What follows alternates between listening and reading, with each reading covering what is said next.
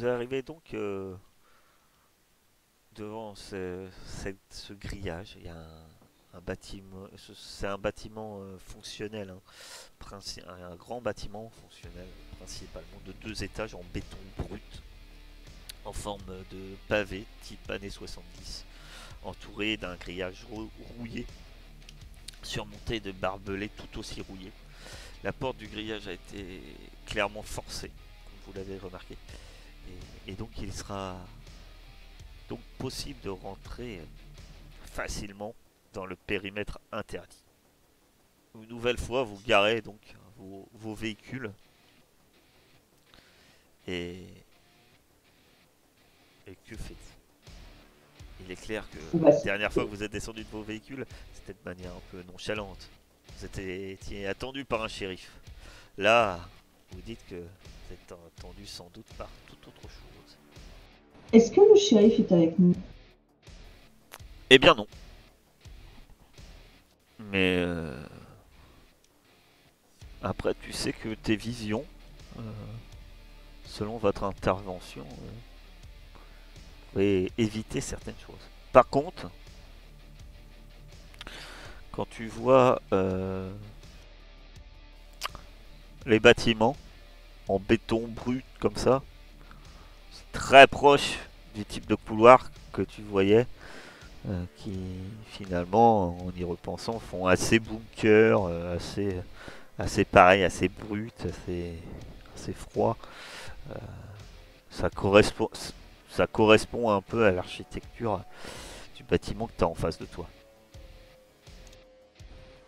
Est-ce que potentiellement, je peux estimer que j'ai empêché ma vision, en tout cas en ce qui concerne le shérif? En ce qui concerne le shérif, tu te dirais bien que oui, possible. Est-ce que je peux Ouais, donc engranger un plus 1?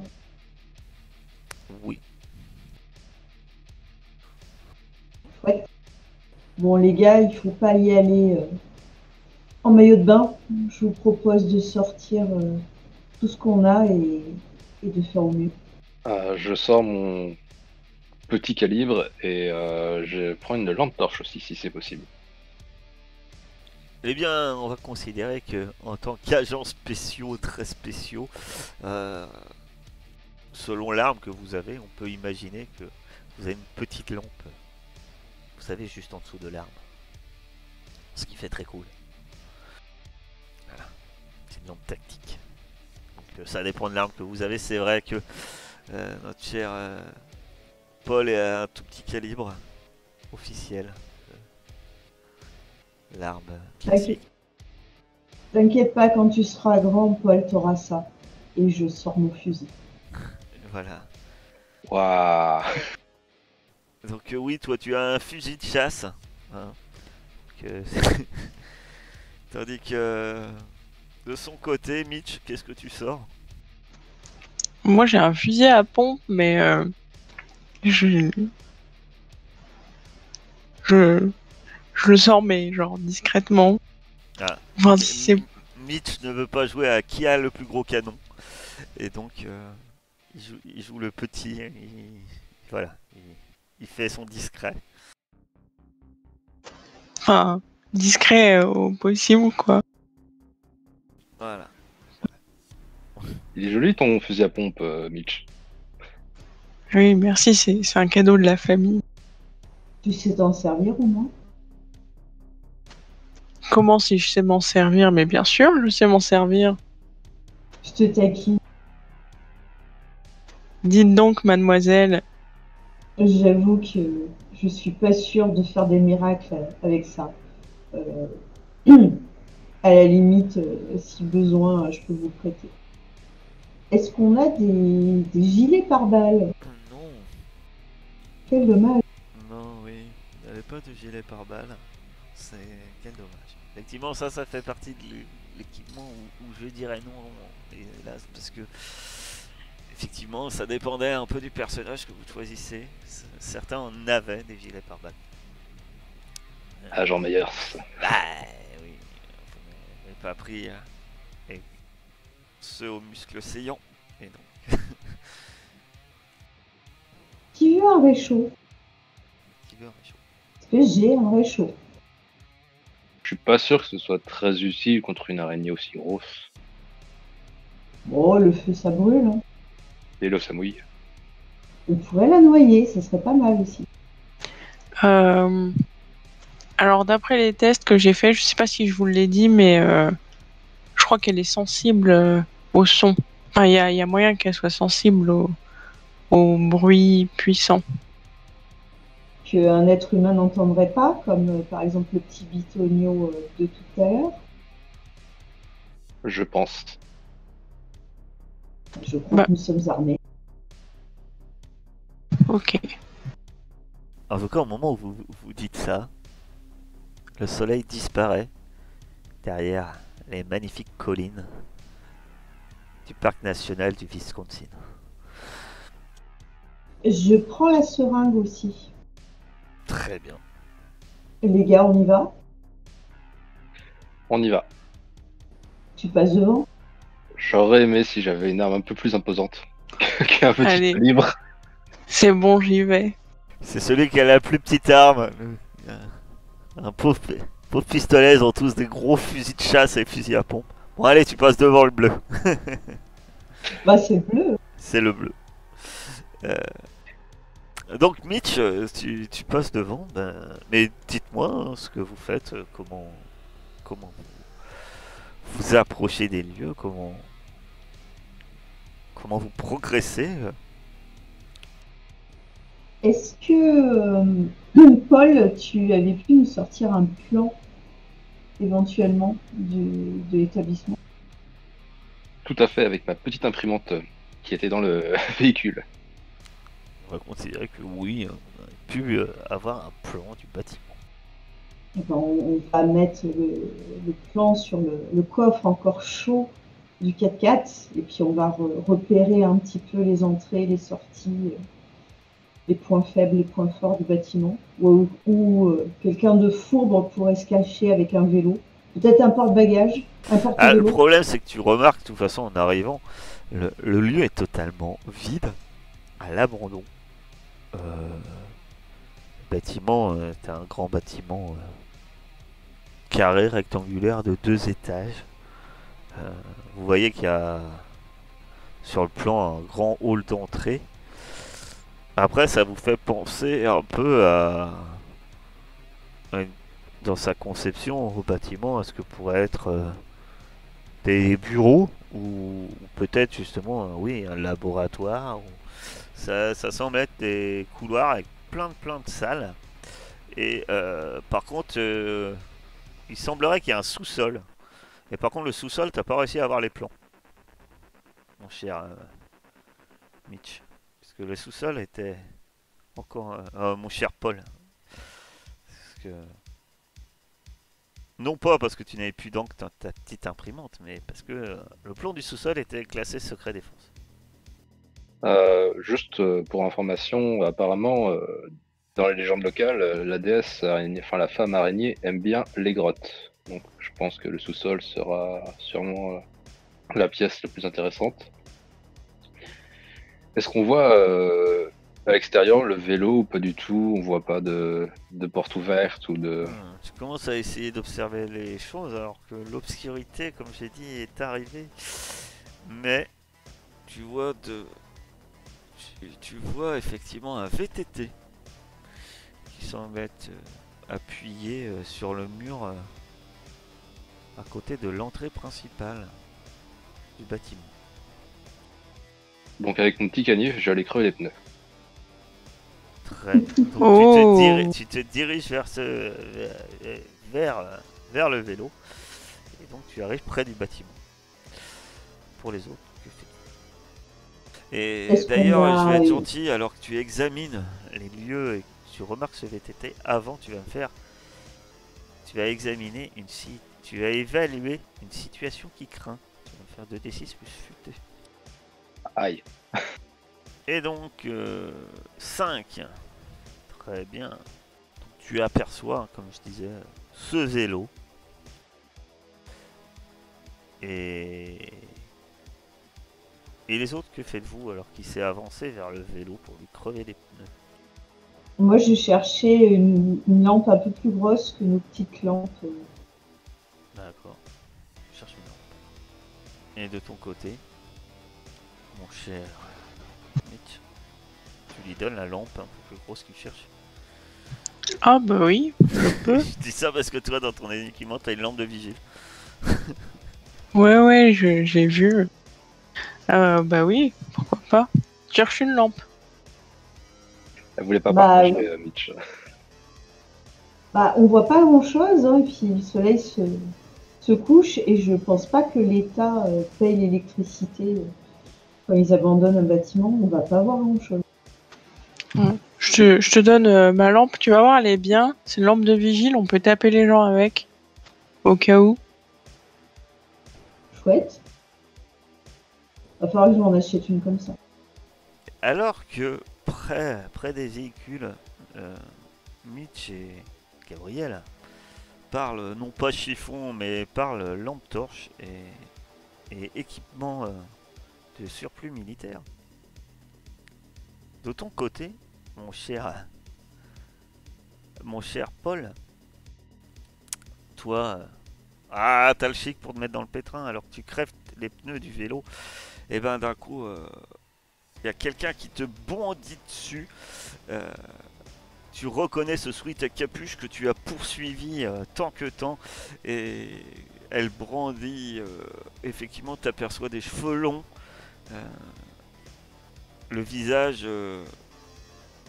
est qu'un court instant éclairé par la lampe de ton, de ton pistolet. On aperçoit le visage de Jessica Ward, un regard complètement fou et elle est armée, elle, d'un taser. Et elle essaye tout simplement de te taser. Que fais-tu? Je réfléchis. Ah, tu n'auras pas le temps de réfléchir. Bah j'essaye de frapper dans le bras qui tient le taser. D'accord. Donc, tu essayes de frapper pour la désarmer, c'est ça? C'est ça. D'accord. Eh bien, tu vas me faire un agir sous pression.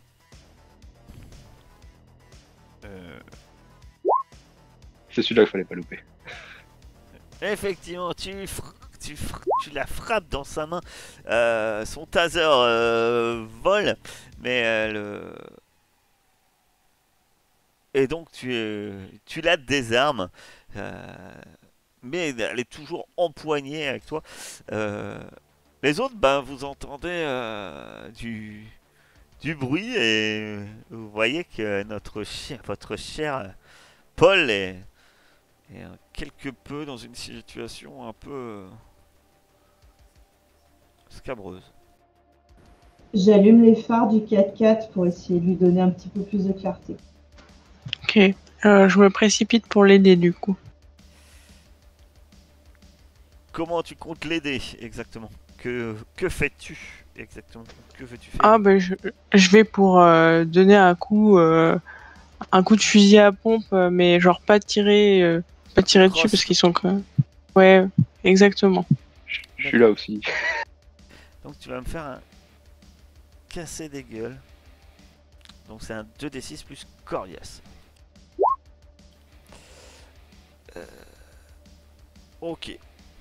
Donc bah, dis-moi ce que tu fais et je te dirai le mais. Parce qu'il y a un mais. T'as pas une résiste. Donc dis-moi ce que tu fais, Mitch. Ah bah, je cours et puis je vais pour donner un coup de crosse, je sais pas, dans la tête ou dans la nuque du docteur. C'est un docteur, non? Oui. Ouais. En fait, ce qui se passe, c'est qu'au moment où tu arrives, elle lâche Paul. Elle se saisit d'une pierre qu'elle lance dans ta direction en te voyant arriver. Tu vas te prendre un point de dégâts parce que tu reçois la pierre. Tu reçois la pierre un peu dans la tête. T'as le front qui saigne un tout petit peu. Et de ton côté, tu lui donnes un bon coup de crosse dans les dents. Et, euh, elle est propulsée est un bien grand mot, mais elle tombe en arrière et s'écroule au sol. Elle se met la main au visage et elle se met à tousser. Vous avez une belle vue d'ailleurs sur tout ça, puisque Gabriel vous a éclairé des feux du 4x4 pour, pour, pour éclairer la scène. Et elle se tient la mâchoire et... Vous ne pourrez pas m'arrêter. Mon chef-d'œuvre est en marche. Bah, du coup, je vais les rejoindre avec mon arme braquée sur le docteur. Donc elle est assise par terre, elle ne bouge pas. Hein. On se rend compte sans doute qu'elle est désarmée déjà. Vous êtes en supériorité numérique. Vous avez tous entendu ses propos. Donc au-delà de ça, que faites-vous? Quand vous dites... T'as perdu. Quand vous dites, ça s'est arrêté là. Oui, c'est normal, j'ai pas mis le bon bouton et ça faisait un peu n'importe quoi. Donc j'ai changé. Quand vous dites votre chef-d'œuvre, vous parlez de l'araignée géante qui tue des joggers dans le parc à côté? C'est mon œuvre, c'est mon enfant. C'est Daisy. C'est la c'est perfection. original. Elle et sa progéniture vont enfin résoudre tous les conflits, tous les problèmes. C'est pourquoi je l'ai créé. On est d'accord que c'est une arme biologique, du coup. Une arme, comment osez-vous en parler de ça, de mon chef-d'œuvre? Elle pense par elle-même. C'est mon enfant. Et puis bientôt, ça sera votre tour. Vous irez rejoindre les autres. Je la menotte. Tu la menottes. Elle se débat un peu, mais bon, elle n'est pas vraiment en mesure. Tu arrives facilement à la menotter. Les autres? Oui, les autres, vous n'êtes pas les premiers à être venus ici, ou qu'elle a amené ici. Et bientôt, elle en voudra plus. Elle se dirigera sans doute vers la ville la plus proche. Les gars, je crois qu'on est invité à une baby shower par maman Jessica. Et je pousse le taser vers Paul. Je récupère le taser et je le mets dans ma poche. Vous entendez un bruit d'un objet assez lourd qui tombe et ça résonne pour l'instant. Et c'est à l'intérieur du bâtiment. Juste pour être sûr, Jessica, votre chef-d'œuvre, il aime pas les ultrasons? Je crois pas qu'elle va nous répondre. Elle te regarde et elle reste dans un mutisme. Mais Mitch, c'est bien Mitch, hein, si je dis pas de bêtises. Ok, on ne peut pas mentir. Oui. Mitch, à ce moment-là, tu as ce fameux dicton qui résonne dans ta tête. Qui ne dit mot consent. Et effectivement, son regard en dit trop. Elle vous toise d'un léger regard noir. Et tu te dis que, effectivement, Paul a mis le doigt sur quelque chose qui lui déplaît. Et donc, même si elle essaie de mentir par omission, tu te dis que, effectivement, Paul a mis le doigt sur quelque chose. Je sors la petite boîte. Enfin, je sais pas qui a la petite boîte, mais je demande à la personne, ou si c'est moi qui l'ai, de sortir le boîtier qui doit émettre des ultrasons qu'on appuie dessus. C'est toi. C'est toi, parce que c'était toi qui l'avais déjà actionné au hasard sans savoir ce qu'on faisait. Voilà. Et donc, voilà, tu as la petite boîte. Attendez, avant d'y aller, je lui lis ses droits. Tu les lis, c'est droit. Bah oui, mais parce que moi, il m'attend au tournant. À la moindre erreur, je me fais virer et du coup, pas de bavure. Très bien. Donc tu lui lis ses droits. Elle a le droit de garder le silence, que tout ce qui lui sera dit, tout ce qu'elle pourra dire pourra être retenu contre elle. Et qu'elle a le droit Et moi, à côté, d'appeler je son fais avocat. bla, bla, bla, bla. Je lui montre la seringue, je lui mets sous le nez en l'agitant et je fais, c'est quoi ça? Tu vas me faire un défier le danger via ton charme. Action sociale. Ah, vous avez trouvé là l'une de mes seringues. Très bien. Mais vous ignorez à quoi elle sert. Tant pis pour vous. Je ne vous dirai rien. Comme elle a dit, tout pourrait être retenu contre moi. Je ne vous dirai plus rien. Oh là là. Qu'est-ce que j'ai encore fait? Mais je t'ai dit, il faut attendre avant de leur lire les droits, juste avant qu'ils passent chez le juge. Ça suffit. Et, souvenez-vous bien que tout ce que vous ne dites pas pourra aussi être retenu contre vous. Pour obstruction à la justice. Je fais style que je lui plante la seringue dans le bras, mais sans appuyer. C'est pas considéré comme une bavure, ça? J'ai pas appuyé. Je veux voir comment elle réagit. T'arrives pas à te toise du regard en fait. Une manière. Mais tu sens qu'en fait, t'as du mal à savoir. Parce que si c'est de la folie ou si elle essaye de. Franchement. De rester dans la provocation. Et t'as du mal à savoir si. Même si c'était du poison ou quoi. Ou si c'était dangereux. T'es pas sûr en fait que cette femme. Tellement qu'elle a l'air un peu. Oui, instable. Hein, vraiment. Tu te dis que. Même, enfin, que ça soit bon ou mauvais, t'es pas sûr qu'elle réagirait pas pareil. Donc en fait, ça te conforte pas d'une manière ou d'une autre dans vers l'un ou vers l'autre des possibilités. Je n'insiste pas. Par contre, mon cher, cher Gabriel, tu es donc près de cette chère Jessica. Je suppose que notre cher Mitch est non loin vu qu'il vient de lire ses droits. Et Paul est peut-être le plus écarté en quelque sorte. Et tu as une drôle de sensation et tu entends un bruit. Cette fois qui ne vient pas de l'intérieur, qui semble venir pratiquement juste à côté de toi, peut-être un peu en hauteur.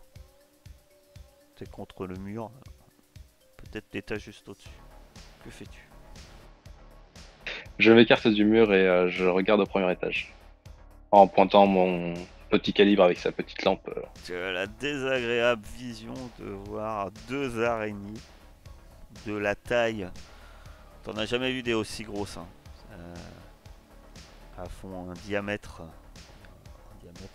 de corps sans les pattes de peu près 70 cm.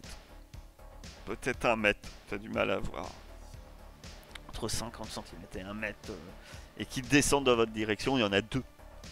Le truc c'est que c'est clairement pas ce que vous recherchez depuis le début, mais par contre ces deux trucs là, ils descendent dans votre direction. Elle court sur le mur, très rapidement.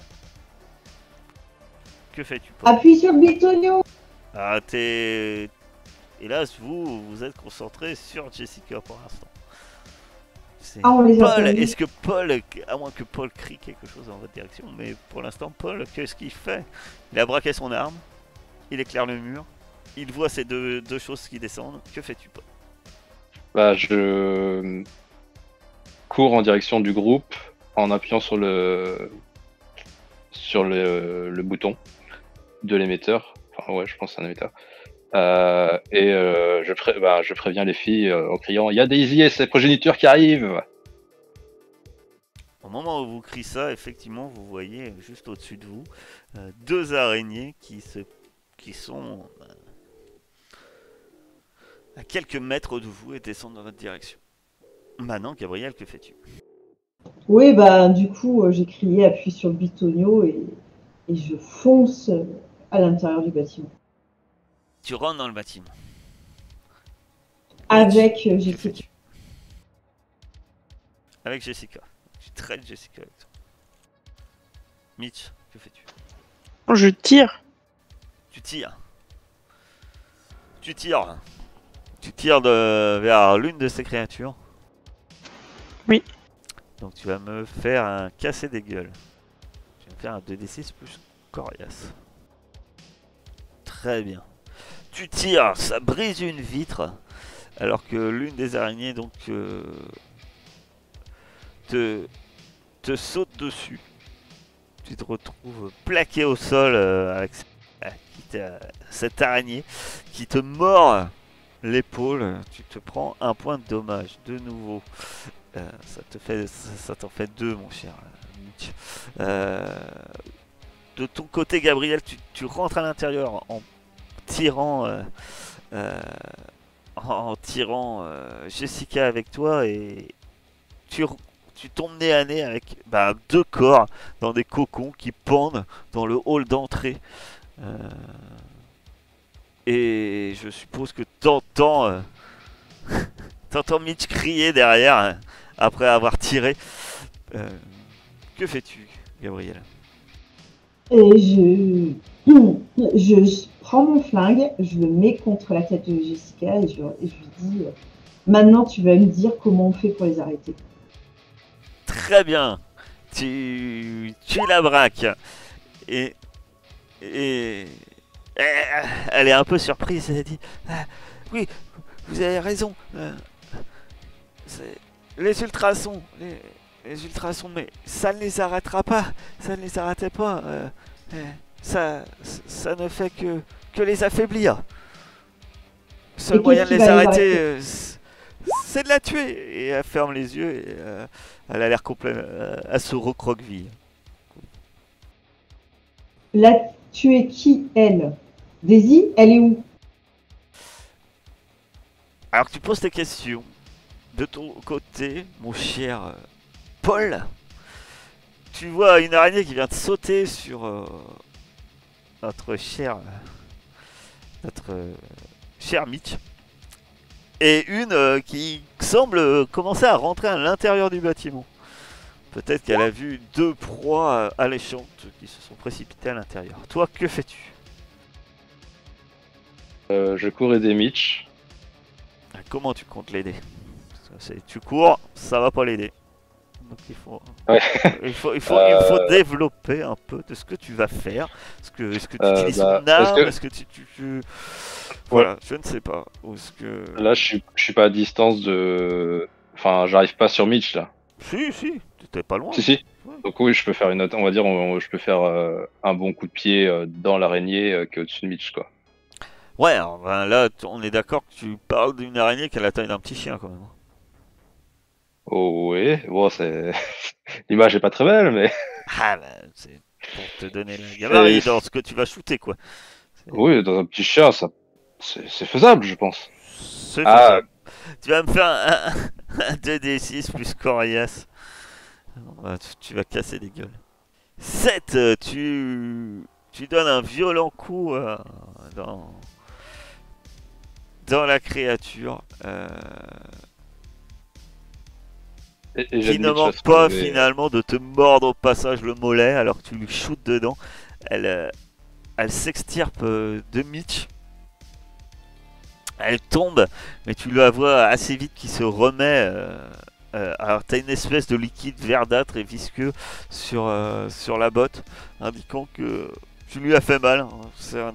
C'est évident. Et elle revient vers vous d'une manière précipitée, en bougeant ses mandibules. Tu perds un point de vie.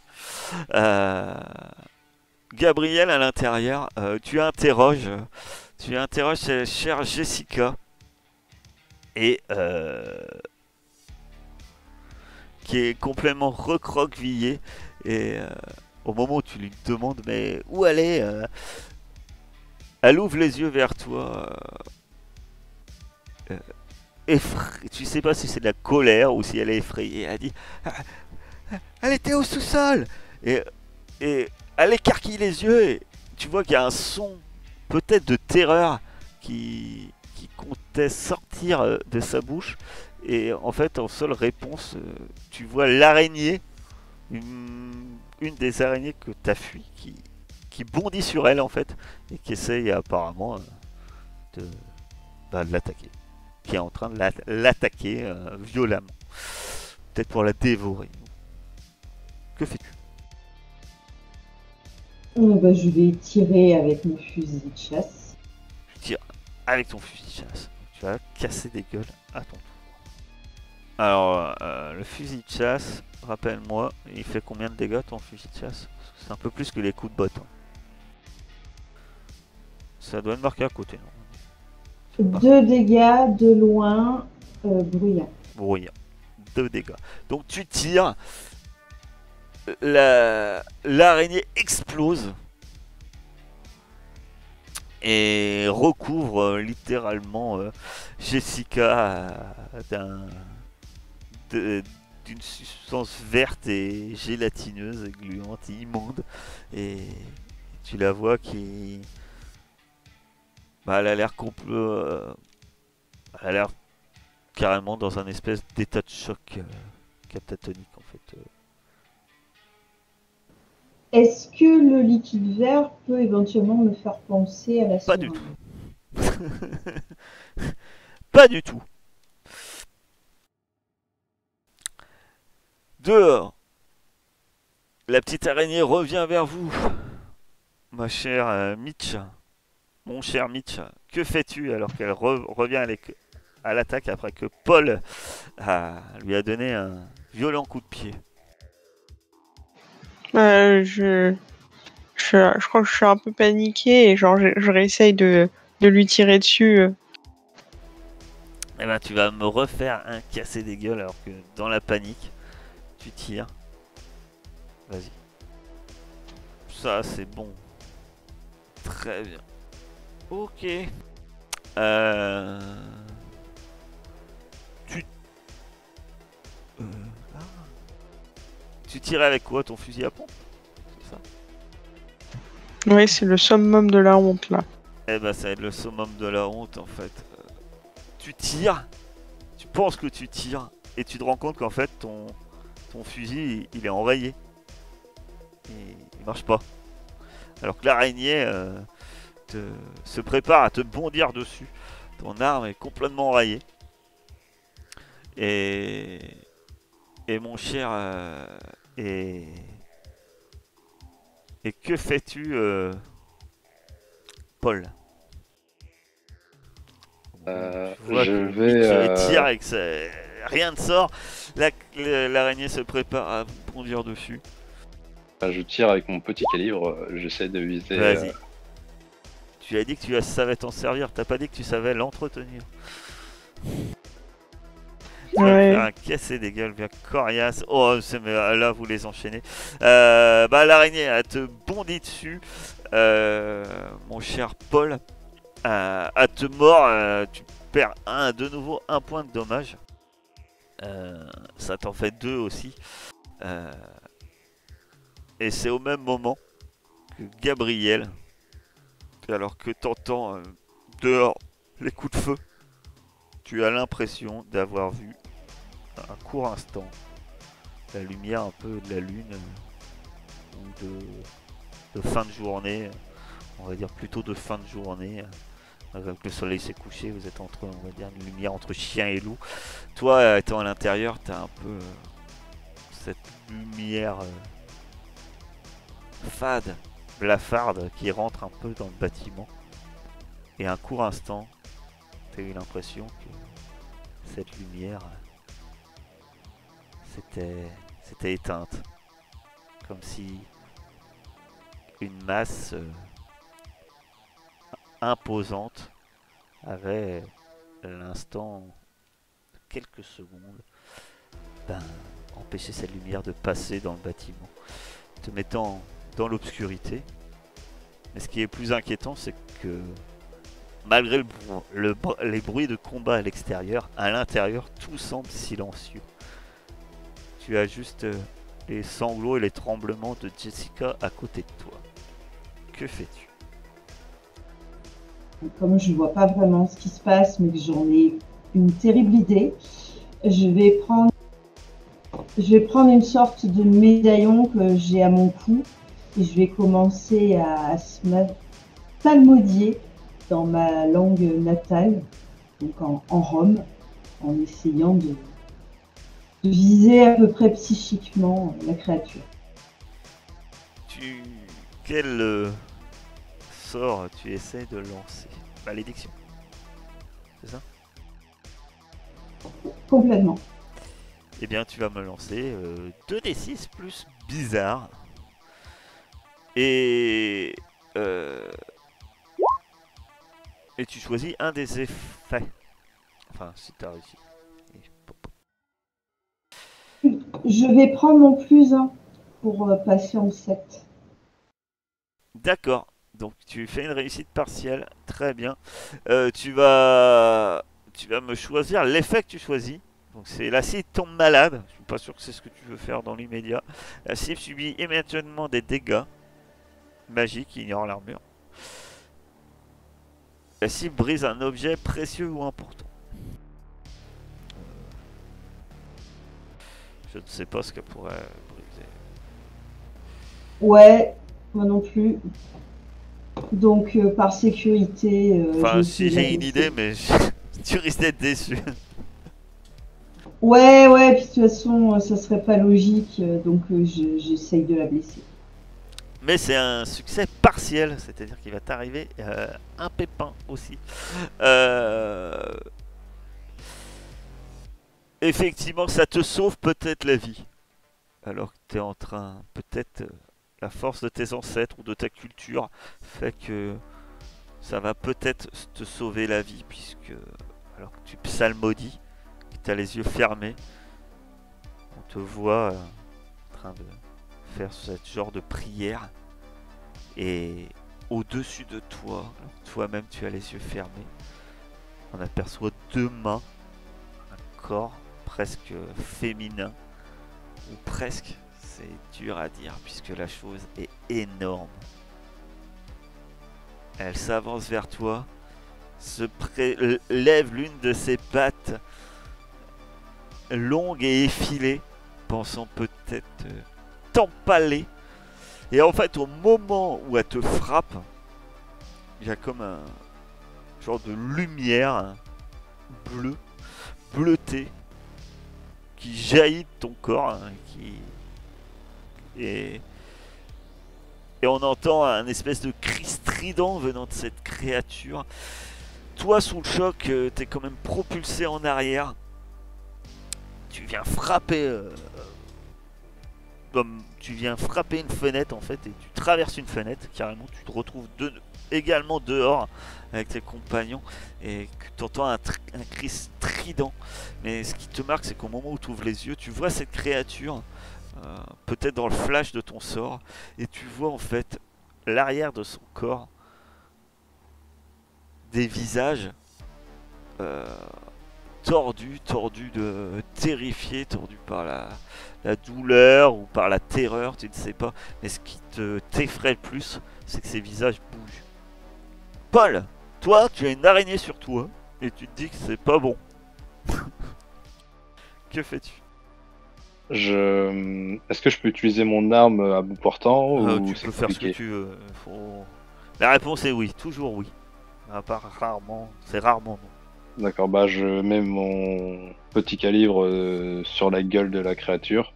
Au niveau des yeux, je pense que je peux visualiser à peu près où ça se trouve. Et je tire une balle. Très bien. Eh bien, tu vas me casser des gueules de nouveau. Je vous rappelle que vous avez un point de chance, hein, parce que vous enseignez les échecs bien pourris et les choses quand même commencent à s'envenimer. Encore mais je vous rappelle que vous avez des points de chance que vous pouvez utiliser. Il n'y a pas un petit bonus étant donné qu'elle est quand même sur moi. Non, il n'y a pas de bonus, il n'y a jamais de bonus. Si tu veux des bonus, t'as un point de chance. Que fais-tu? Tu subis? J'entends pas. Je vais utiliser le point de chance si c'est possible. Oui, oui, oui. Donc ça fait que tu as un 12. Et un 12 sur un cassé des gueules. Ça fait que tu vas choisir. Tu peux choisir entre... tu fais tes dégâts. Donc déjà de ton arme. Je sais plus ce que c'est. Et tu peux choisir l'une des options supplémentaires. Qui est gagner un temporaire. Ou donner plus un temporaire, etc. etc. D'accord. Donc moi j'ai le petit calibre, c'est 2 dégâts. Ouais. Et je vais infliger des dégâts considérables. Très bien. Donc tu fais feu, tu sens ces pattes rentrer dans ta chair, ce qui est très douloureux. Tu repères un point de blessure. Donc effectivement, tu en as plus que 6. Et puis ta détonation résonne et l'araignée explose littéralement au-dessus de toi. Et pareil, pareil que Jessica, tu te retrouves recouvert d'une espèce de gelée verte et gluante. Mitch, tu viens de voir Gabriel traverser une fenêtre. Tu vois une grande silhouette très laide à travers la fenêtre. Et tu comprends que c'est la créature. Que fais-tu? Je me précipite vers Gabriel pour l'aider, voir si tout va bien et en même temps la défendre, si c'est possible. C'est possible. Comment comptes-tu la défendre? Que fais-tu? Et du coup, j'ai un... Mince, désolé, j'ai un problème de vocabulaire. Tu as J'ai un pompe qui est enrayé, c'est ça? Ouais, ton pompe est inutilisable. Après, tu as d'autres armes, je crois. Donc, Ouais, j'ai j'ai un... un... sortir le reste. Mais ton fusil à pompe est inutilisable. J'ai un pistolet de poche. Mais est-ce que c'est portée courte? Proche, ouais. Ouais. Fusil à pompe aussi. Hein. Ouais, c'est vrai. Mais du coup, l'araignée, elle est... Non, non, tu peux. Proche, c'est 10-20 mètres. Voilà. Ok, bah... je vais essayer ça, je vais essayer de lui tirer dessus. D'accord. Ben, très bien. Je t'invite à faire feu. Donc, ça va être casser des gueules. Ah, enfin! Donc même chose, hein, tu as le choix entre plusieurs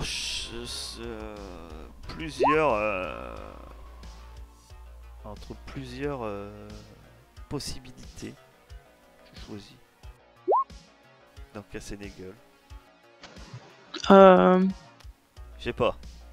J'ai gagné temporairement 1 ou donné plus 1 temporaire à un autre chasseur. Infliger des dégâts considérables. Subir moins de dégâts, parce que je vous rappelle que presque à chaque fois vous subissez quand même des dégâts, vous l'avez remarqué, même dans les cas de réussite, à part quelques cas particuliers où vous poussez, où vous la poussez où vous voulez, la créature. Donc que fais-tu? Dégâts considérables. Très bien, donc tu fais feu. Effectivement, ça a l'air d'être efficace parce que tu vois une grande gerbe de sang gicler alors que tu fais feu. Et par contre, elle semble remonter au plafond et disparaître de votre vue alors que tu viens de tirer. Que fais-tu, Gabriel? Déjà, si j'ai toujours mon fusil à pompe, je le donne à Mitch. T'as ton Mon fusil fusil de chasse. chasse. Oui, oui, non, moi je t'ai pas démuni de quoi que ce soit, donc effectivement tu as toujours ton fusil de chasse. T'es sûr? Ouais, je préfère que ça soit toi. Et si tu peux me couvrir, j'aimerais bien tenter un truc. Et Ok. je me concentre et j'essaye de me connecter à tous les esprits qui sont dans la créature, qui sont entre la mort et la vie. Je brandis la seringue. J'essaye aussi de me connecter à l'esprit de Jessica.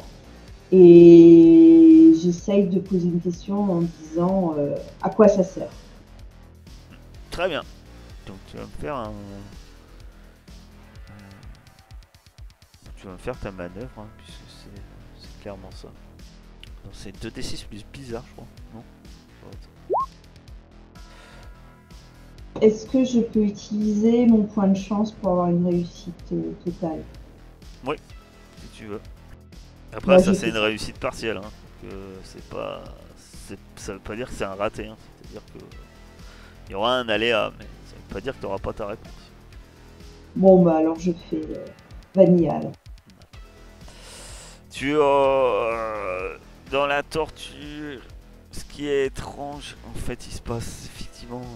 Tu communiques normalement plus avec les défunts, mais pas les vivants. Tu essayes avec ces esprits. Et en fait, il se passe quelque chose qui va te répondre d'une certaine manière, et en même temps, c'est peut-être pas ce qui était prévu. Vous entendez en fait, vous aviez perdu de vue la créature. Vous entendez un cri de terreur, qui est le cri de Jessica. Et bizarrement, toi, alors que tu es en train de faire ton rituel, encore une fois, ce ne sont que les défunts qui parlent avec toi. Et tu entends la voix de Jessica qui résonne dans ta tête et qui te dit que ceci est mon œuvre, ceci est l'antivenin de Daisy. En fait, tu te rends compte que tu as un antivenin. Ok. Un antidote Et- contre son venin. Mais vu qu'elle t'a communiqué, effectivement, tu te doutes que Jessica n'est plus. Bah je le crie aux copains. Je fais on a un antidote au cas où. Que faites-vous? La créature elle s'est cachée, elle est toujours là. Votre boulot est d'éviter qu'elle aille se balader ailleurs. Donc, il est grand temps d'en finir avec ça.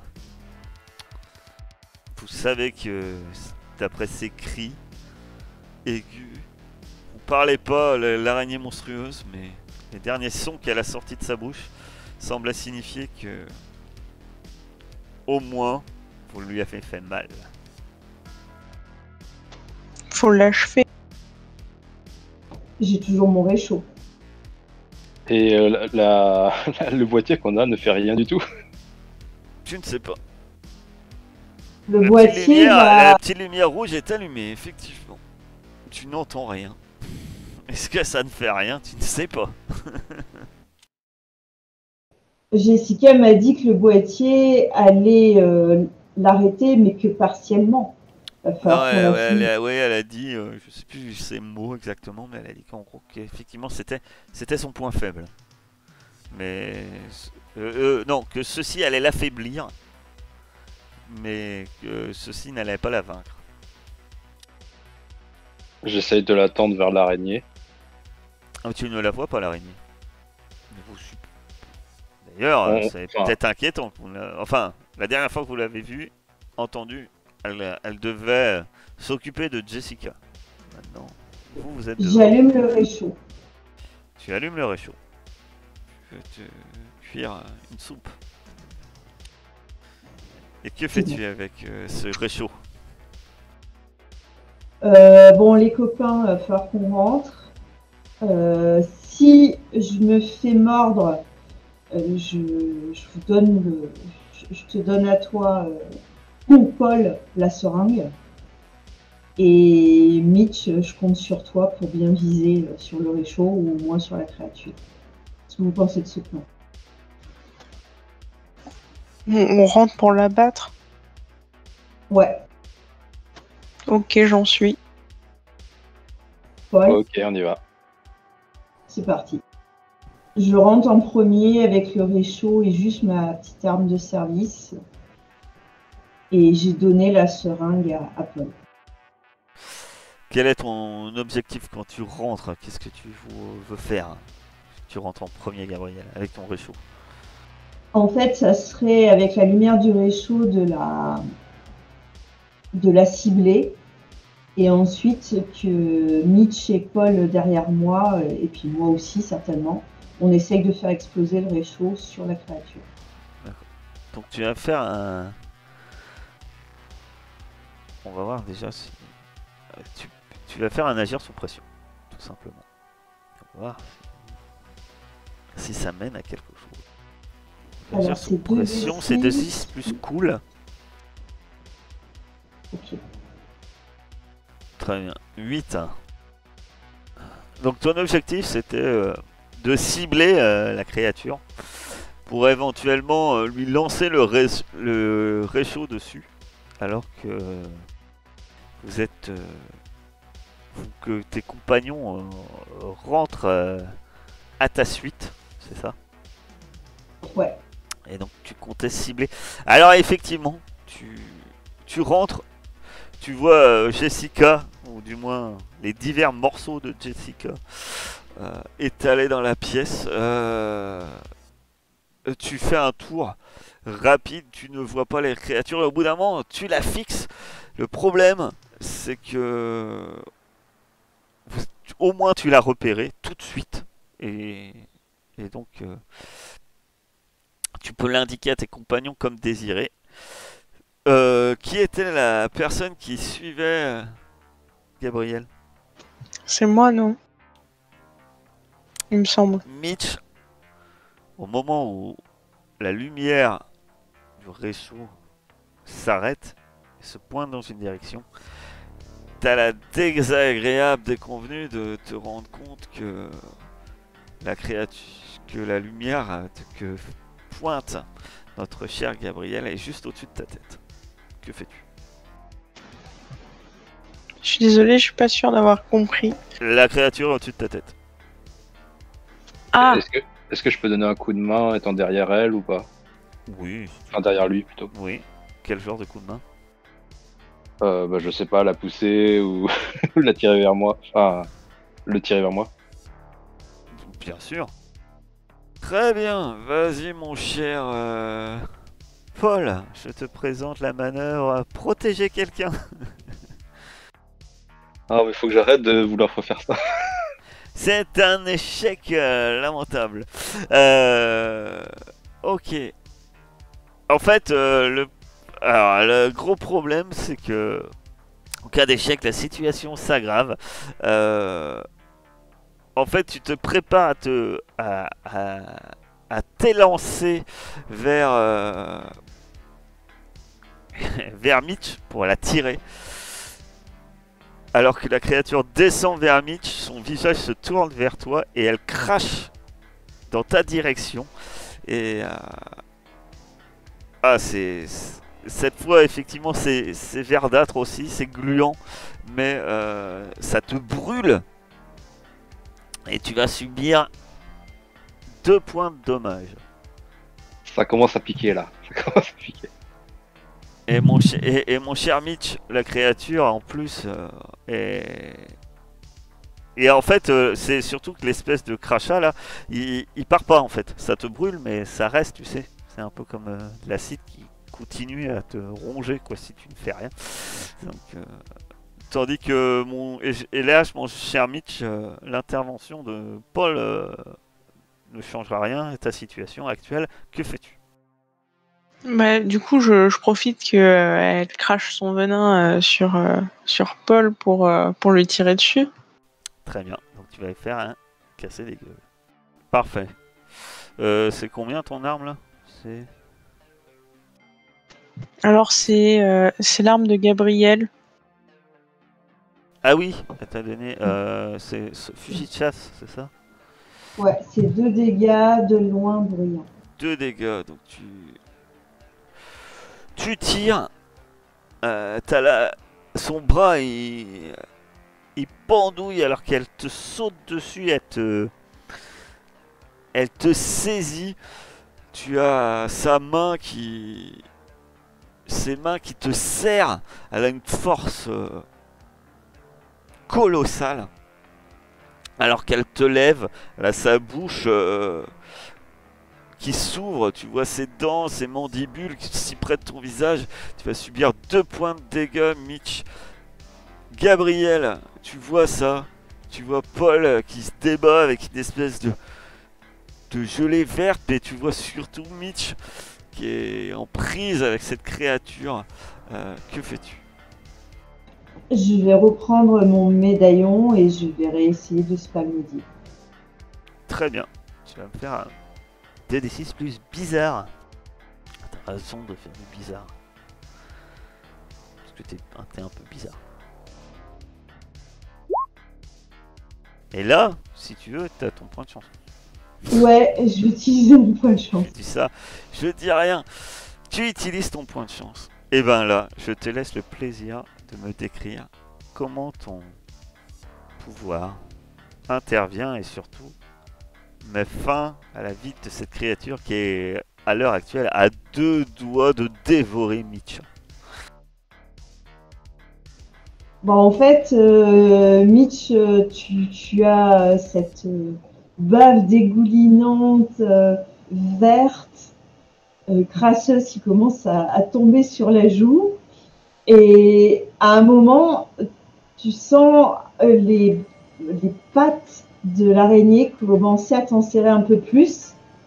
Et en fait, à un moment donné, Paul et moi, on voit que les pattes se recroquevillent comme quand une araignée meurt écrasée, noyée. Et Mitch tombe par terre, lâché par l'araignée. Et l'araignée tombe sur le sol lourdement. Et les pattes se referment définitivement sur son corps. On voit l'araignée recroquevillée, morte.